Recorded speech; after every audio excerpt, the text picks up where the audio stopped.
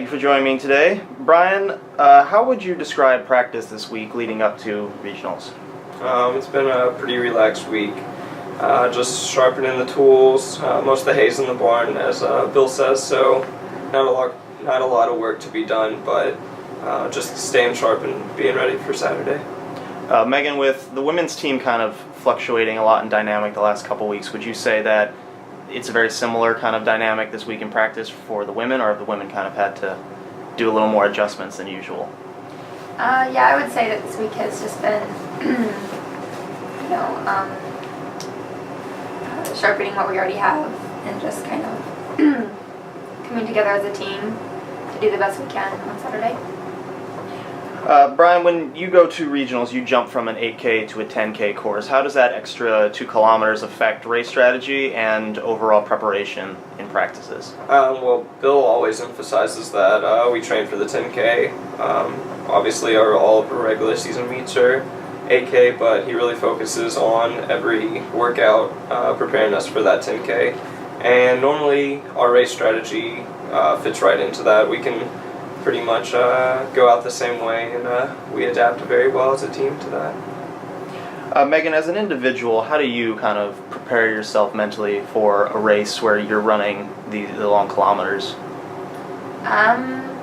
For me, it's just remembering that I've been trained to run the race and trusting myself, just knowing that my body's ready to do what it can do. Brian, with the next step after regionals being nationals, for you, how do you kind of set that goal of reaching the national competition? Coming into the season, it definitely seemed like a huge stretch, but as it's progressed, it's became a little more realistic. There's definitely a lot of guys that are in that conversation, Justin being one of them, and just knowing that all my workouts are with him, it just takes the right day to advance and run the race that I need to run. As a senior especially, it makes me realize that if that's not my goal, then there's something wrong, and regionals is my last race, and I would rather not have my last race be this weekend. You mentioned in that your response to that, as a senior, you have certain goals that you should have. Being a senior, how would you reflect back on your experience with SJC and what it's provided to you up till now? St. Joe's has definitely offered a lot of opportunities for leadership. I know I still struggle with it sometimes, but being very vocal, it's brought me out of my shell. It's allowed me to actually step into leadership roles early as a junior and now as a senior. And then for later in life, I mean, leadership is a very useful skill that needs to be everywhere pretty much.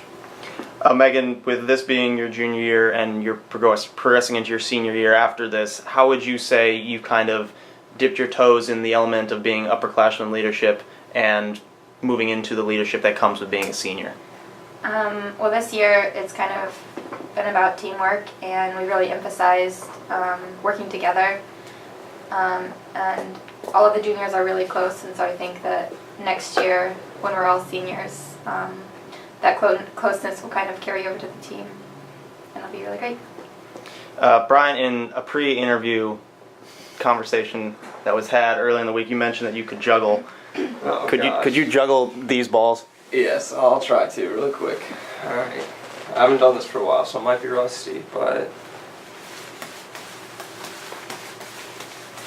I could go behind my back, but I don't want to stand. Thank you.